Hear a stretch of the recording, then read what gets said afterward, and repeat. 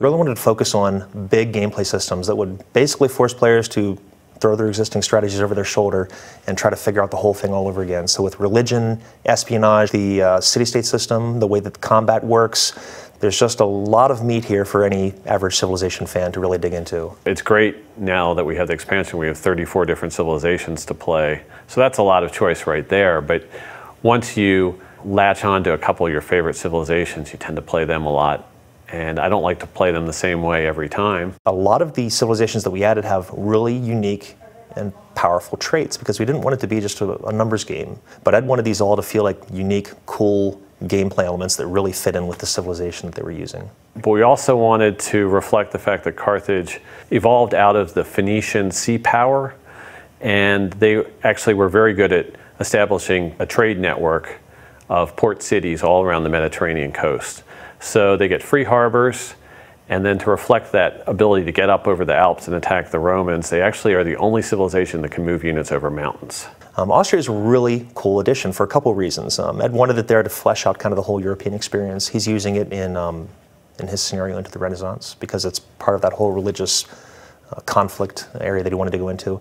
It's got a unique trait possibility that's really interesting. It's called diplomatic marriage that actually allows her to kind of absorb city-states. The Netherlands are an interesting civilization because they're all about trade. During their initial period when the Netherlands was first breaking away from Spain, they were kind of fighting a revolution, and one of the key elements was what they called the sea beggars, which were sort of like naval pirate units that would come in and seize towns and plunder the Spanish port towns along the coast of the Netherlands. And then also to reflect the Netherlands' military and trading might, they have a unique improvement, and that's the polder, which is the filled-in land from the sea where you'll see those huge fields of tulips. In terms of a fighting power of the time, I mean, you couldn't necessarily top Attila. We played around with his trade a little bit. We put in some neat and interesting fun things. Like he puts down his capital, it's called Attila's Court.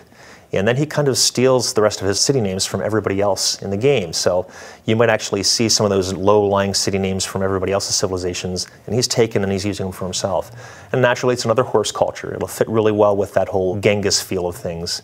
Now, the cool thing about Ethiopia is it's the only African country that was able to withstand the period of European colonization. So they're the only holdout that was never part of a European colonial empire. And so we wanted to reflect that in their civilization's traits. So we wanted them to be very, very difficult to take out and conquer. And even though they might not be the biggest or the most powerful civilization, we still wanted them to be strong defensively. So that's the way their trait works. Anytime they're fighting a civilization that has more cities than they do, they get a very, very significant combat bonus. Some of them that have come out before, I hate to admit it, but I play with Boudica of the Celts probably in 7 of every 10 games that I've been playing lately. Boudica's trait is faith-based, so I'm often playing an aggressive religion game. She makes it really easy to play a strong religion game, and they actually get faith from kills. And so if you want to cause trouble early in the game while you're on your road to religion, the Pictish War is the way to do it.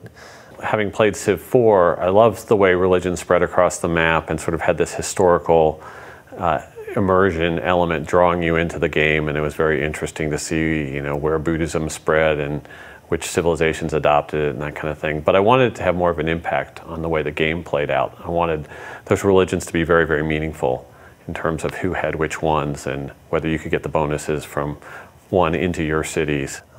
There are other more interesting, unique units in the game as well. I mean, you mentioned Attila. His battering ram is absolutely devastating. He gets it as a spearman replacement. So it's not your typical unit replacement in that you're replacing the spearman with some other guy that kind of holds something like a spear.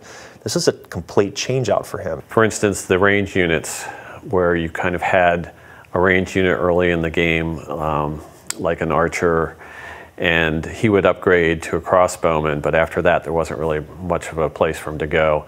We've got a continuous path for those range units throughout the game.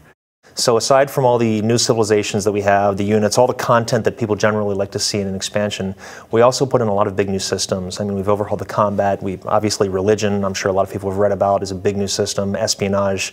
We've overhauled a lot of the AIs, the way the naval combat works, the way the city-state system works.